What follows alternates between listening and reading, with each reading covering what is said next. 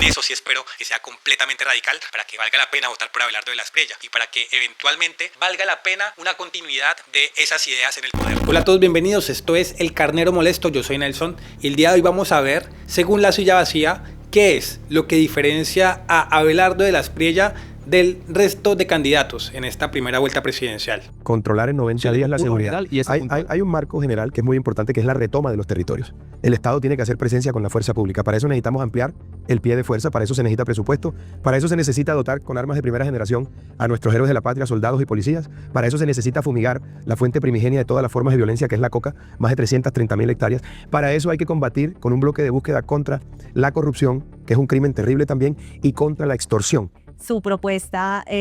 Sobre este punto que menciona Abelardo de aumentar el presupuesto de las fuerzas militares, me parece que es completamente necesario, así en alguna parte de la población se haya impuesto la idea contraria, que es supuestamente malo que suba el presupuesto de las fuerzas militares. Esta idea, promovida por actores políticos de izquierda, se empezó a propagar a partir del acuerdo de paz que se hizo con las FARC. Y esto por la idea de que supuestamente en tiempos de paz pues hay que desarmarse, hay que dejar de pensar en la guerra y hay que dejar de pensar en la posibilidad de ser atacados. Esta estrategia propia de la izquierda es prácticamente una garantía para que una vez estas fuerzas terroristas y criminales izquierdistas se dediquen a atacar al país, pues que las fuerzas armadas no tengan capacidad para repeler dichos ataques. Entonces obviamente es necesario subir el presupuesto de las fuerzas armadas estando en guerra o estando en paz. Siempre tienen que estar preparadas para lo peor, cosa que por desgracia en la actualidad parece ser que no lo estamos. Pero entremos a escuchar qué opinan los periodistas de La Silla Vacía. Central, yo creo que sería una militarización de la vida civil,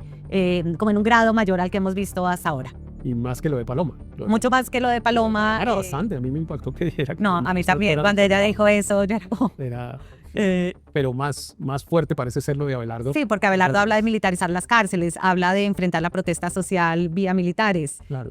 Habla de estos bloques de búsqueda, ¿no? Bloque de búsqueda contra la corrupción. Sí, y además promete un resultado rápido. Dice, en 90 días vamos a recuperar esto. Pero bueno, está bien, digamos, ver. A mí me parece que esa propuesta no es tan viable, pero imaginemos.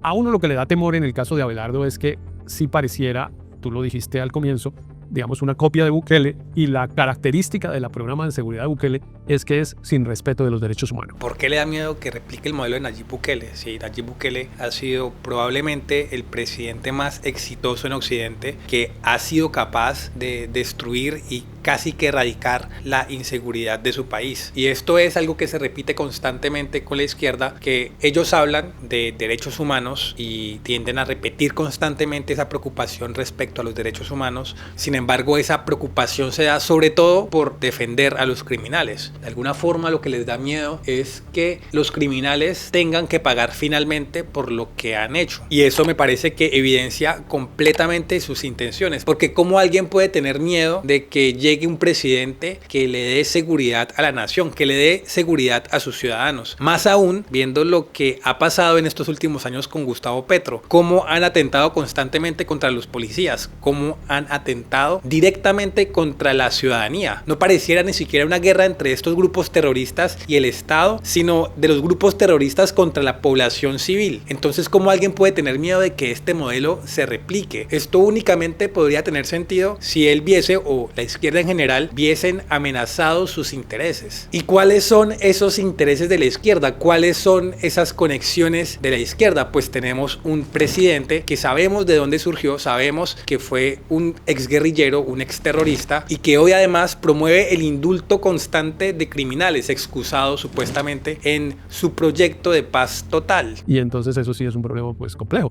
porque mira, en las cárceles de El Salvador, más del 70% de los jóvenes que están presos en las cárceles de El Salvador no han sido condenados.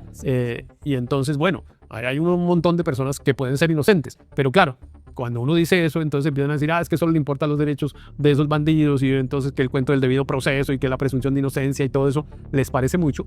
Y a mí me da la impresión que, entre otras cosas, me llama la atención porque eso contradice su carrera profesional de Abelardo, que lo que ha sido es un abogado penalista, y los abogados penalistas lo que hacen es reclamar la garantía de esos derechos. Pareciera en el discurso como que vamos a sacrificar eso, como lo hizo Bukele, a cambio de seguridad. Sí, Me parece que lo simplifica mucho y más aún analizándolo desde el sistema judicial colombiano, desde la justicia de Colombia y de cómo en el país recurrentemente vemos que muchos criminales, muchos ladrones, muchos asesinos, mucha gente que comete crímenes y que se sabe que han cometido crímenes, en general son liberados a los 2 o 3 días o al poco tiempo de ser capturados, o muchas veces también se ha visto cómo están en casa por cárcel supuestamente y están andando libremente por las calles, y cómo la mayoría de estas personas son reincidentes en el crimen, y se sabe que son reincidentes y se permite que sean reincidentes a partir de un sistema judicial colombiano que falla en múltiples niveles. No se dice que simplemente capturen gente por capturarla para dar una falsa percepción de seguridad, sino que realmente las leyes en el país se cumplan, cosa que en la actualidad rara vez pasa, y si sucediera y si el sistema judicial funcionara de forma adecuada, seguramente no veríamos esta reincidencia de crímenes que se cometen en el país. Y además un punto quizá más importante, y es cuál ha sido la percepción de la población salvadoreña respecto a la seguridad actualmente en su país. ¿Cuál es la percepción frente al gobierno de Nayib Bukele? Y los datos indican casi que una favorabilidad absoluta. Es decir,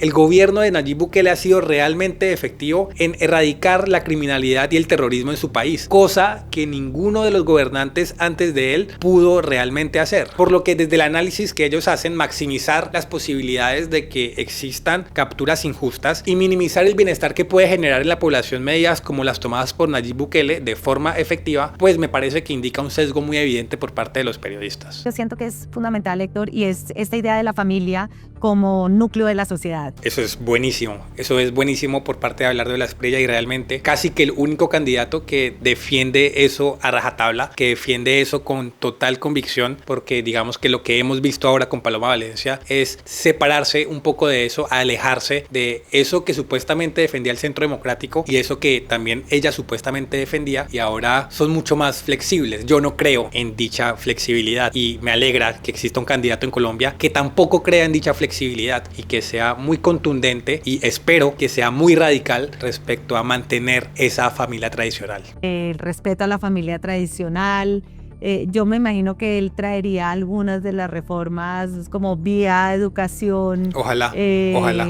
Como de meter estos valores más tradicionales, como debe ser, homofóbicos, pensaría yo. No sé si homofóbicos, pero como tiene que ser. Tiene que defenderse este núcleo de familia tradicional, y no es únicamente por lo que creamos, sino que es primero lo biológicamente natural y además lo que mantiene la base de las naciones. Lo que han intentado en Occidente, lo que han intentado constantemente en Europa, en tantos países europeos, y lo que han intentado constantemente en Estados Unidos es, y acá también, porque acá también últimamente han tenido bastante impacto con toda esa basura, y es tratar de imponer esta creencia de que todas estas desviaciones del comportamiento, y sobre todo las desviaciones que promueven no tener hijos, que todo eso es positivo, y de alguna forma lo que al final termina generando, como estamos viendo en el país, son unas crisis de natalidad que va a ser muy difícil revertirlas. Entonces obviamente es positivo, y como digo, espero que sea completamente radical en ese sentido. En eso sí espero que sea completamente radical para que valga la pena votar por Abelardo de la Espriella, y para que eventualmente valga la pena una continuidad de esas ideas en el poder, porque me parece que es completamente esencial, completamente, eso sí no tengo ni la más mínima duda. No, de esta revolución cultural como que está haciendo Trump en Estados Unidos, me parece que su gobierno tendría una carga grande en ese sentido por la gente que lo apoya, ¿no? Cuando uno ve, porque al final a mí me parece que no es solamente lo que el candidato quiera, sino el tipo de seguidores que emociona, porque al Y seguramente ese tipo de seguidores seamos la mayoría del país, ¿sí? Porque nos intentan vender unas ideas, nos intentan convencer de unos modelos de familia, de unos modelos de sociedad que ni siquiera surgen de nosotros mismos, sino que en realidad surgen de estos entes internacionales que siempre quieren dar opinión respecto a lo que deben ser los países, y sobre grandes capitales que meten su plata en diferentes candidatos políticos y medios de comunicación, como La Silla Vacía, fundada a partir de los dineros de George Soros, quien es uno de los grandes referentes a nivel global que promueve todas estas desviaciones del comportamiento de las que ya hemos venido hablando. Para ellos seguramente sea una amenaza, porque probablemente parte de los ingresos que reciben les obliga a incentivar dichos comportamientos, pero la realidad es que seguramente la mayoría de los colombianos es lo que deseamos: la protección de la niñez y la protección de la familia tradicional. Como digo, ojalá Abelardo de la Espriella sea muy claro y sea muy preciso con eso, y que al llegar al poder no cambie repentinamente lo que cree, como ha pasado constantemente, ¿no? que muchas veces dicen una cosa en campaña y después empiezan a matizar. Entonces ojalá sea muy claro, muy preciso y muy radical con esas ideas en particular y con tantas otras que tiene, pero esas me parecen de las más relevantes. Que emociona, porque al final esto termina poniendo un peso gigantesco en el tipo de gobierno que tiene. Y la fuerza de Abelardo está muy ligada también a estos movimientos más cristianos o muy católicos que piensan que hay que recuperar unos valores muy tradicionales de la familia.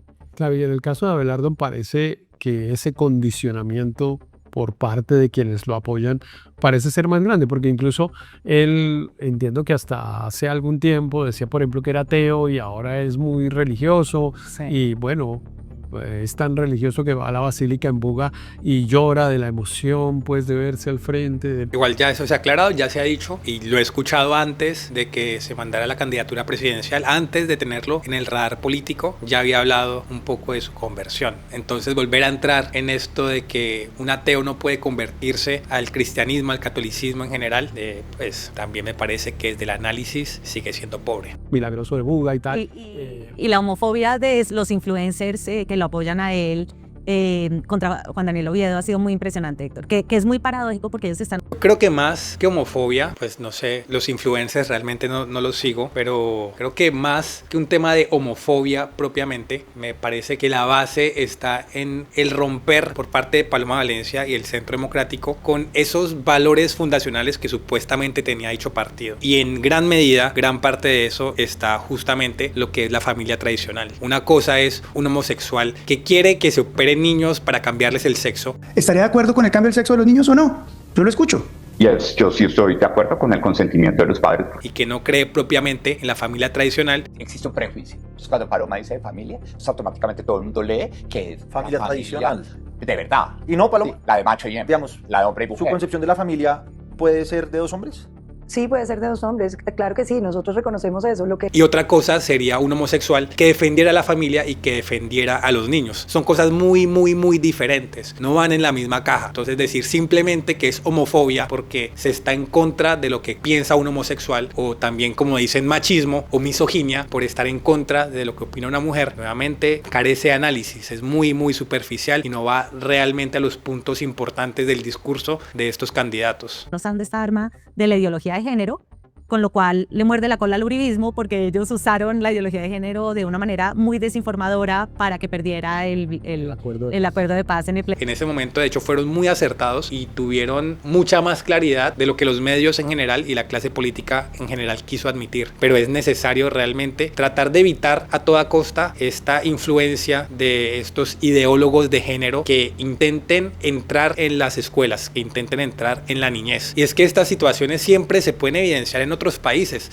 No es y nunca ha sido como que en Colombia surgió un movimiento totalmente novedoso y que no haya ocurrido antes en otros países. Lo que intentamos hacer en Colombia es copiar qué están haciendo afuera. Entonces, si en Estados Unidos y en Europa dicen que el aborto es bueno, entonces toca también imponer el aborto en Colombia. Si dicen que la eutanasia es buena, entonces toca también imponer la eutanasia en Colombia. Igual con la ideología de género y demás. Pero el claro ejemplo de lo que está pasando en esos países es que está destruyendo internamente a la ciudadanía y está destruyendo internamente la niñez. Por lo tanto, evitar que dicha gente y dichas ideologías tan perniciosas para la juventud lleguen a los colegios es completamente positivo y completamente necesario. Y eso nosotros estamos viendo en los grupos de seguidores de Abelardo, es muy fuerte, como la idea de que Paloma con Juan Daniel Oviedo le va a cambiar el sexo o va a tratar de que los niños cambien el sexo desde chiquitos. Eso lo dice él, ¿no? Él ha dicho que está de acuerdo con el cambio de sexo en niños en tanto los padres estén de acuerdo con eso. ¿Estaría de acuerdo con el cambio del sexo de los niños o no? Yo lo escucho. Yes, yo sí estoy de acuerdo con el consentimiento de los padres. Eso es básicamente el primer paso para que después el Estado tenga control sobre los niños y que de alguna forma decidan y que únicamente bajo la percepción o únicamente bajo la idea de que un niño quiere ponerse falda, no, tú ya no haces parte de los niños, ahora eres niña y tienes que llevar un cambio hormonal y un cambio quirúrgico a largo plazo para que realmente te sientas como eres. No sé si ella lo diga y tome esta postura porque es una completa ignorante respecto al tema o porque realmente tenga una mala intención respecto a la niñez del país. O sea, como una unas cosas un poco locas, pero vea los ejemplos, es que eso existe en Estados Unidos, eso existe en Canadá, eso existe en España, es una realidad. Entonces trata de encuadrar, de enmarcar una posición completamente real como una posición un poco loca. O sea, como unas cosas un poco locas. O una posición de gente que no está en sus cabales. Y eso es lo que intentan hacer, pero por suerte, gran parte de la población colombiana en ese sentido piensa igual que Abelardo de la Espriella. Así a estos periodistas no les guste. Para la gran mayoría de la población colombiana, los valores no son negociables. Y ese es uno de los puntos cruciales por los cuales Paloma Valencia ha perdido tanto apoyo y Abelardo, por el contrario, se ha llevado gran parte de la posible votación de Paloma para sí mismo, porque entiende realmente qué es importante para la población colombiana, a diferencia del resto de candidatos. Pero eso lo ha dicho. Y bueno, eso desde la perspectiva otra vez también de la esperanza, digamos, es que me angustia un poco que los candidatos nos están mandando para atrás. Es una cosa rara porque normalmente en las elecciones lo que se producen son ilusiones, digamos, de unas cosas que no hemos visto y que queremos encontrar. Lo que ellos buscan es esa idea de progreso que se ha impuesto en diferentes países, que se ha impuesto en gran parte de Europa, que se ha impuesto en Estados Unidos, y es una idea de progreso completamente autodestructiva, como ya es evidente, y no hace falta ser un gran analista para darse cuenta, pero uno puede ver la situación actual en Europa. Ya prácticamente ni siquiera la habitan europeos. Uno ve cómo están compuestas demográficamente dichas poblaciones y ahora están completamente invadidos de negros y musulmanes. Esa es la idea de progreso que tienen. La idea de progreso de que el aborto sea completamente libre, que la eutanasia sea completamente libre, y la idea de que cualquier persona a cualquier edad pueda empezar procesos de cambio de sexo y de mutilación genital. Por eso él dice que estamos retrocediendo. El avance, según estos periodistas de izquierda en general, es que ir para adelante es supuestamente una libertad ilimitada para que la gente pueda hacer lo que se le dé la gana, así atente contra su propia vida y así atente contra la población en general. Pero realmente lo que propone Abelardo de la Espriella en muchos puntos es correcto. El tratar de recuperar la seguridad no puede verse como un retroceso. El tratar de mantener la familia tradicional como núcleo de la sociedad tampoco puede verse como retroceso. Por desgracia, hemos avanzado erróneamente en muchos aspectos de la sociedad y por tanto es necesario retroceder un poco para volver a tomar un camino correcto y no ser simplemente un triste reflejo de lo que actualmente es Europa. Expectativas. Y aquí pareciera que los candidatos nos están anclando en el pasado. Sí, yo creo que tú en una elección o mueves el odio o mueves la esperanza. Sí, no sé si necesariamente la esperanza tiene más rédito electoral que el odio o el miedo, pero depende de la coyuntura, pero por lo visto nos tocó la del odio. Sí. Bueno, no sé, me pareció un análisis pobre, un análisis bastante superficial y muy sesgado respecto a los puntos principales de lo que defiende realmente Abelardo de la Espriella. Y aunque a ellos no les genere esperanza, creo que a gran parte de la población colombiana sí le ilusiona realmente. Y no por nada en la actualidad estamos viendo el crecimiento exponencial que ha tenido Abelardo de la Espriella en su campaña. Esto fue todo por hoy. Si te gustó este video no olvides dejar un like, compartir y suscribirte y nos veremos en una próxima ocasión. Chau.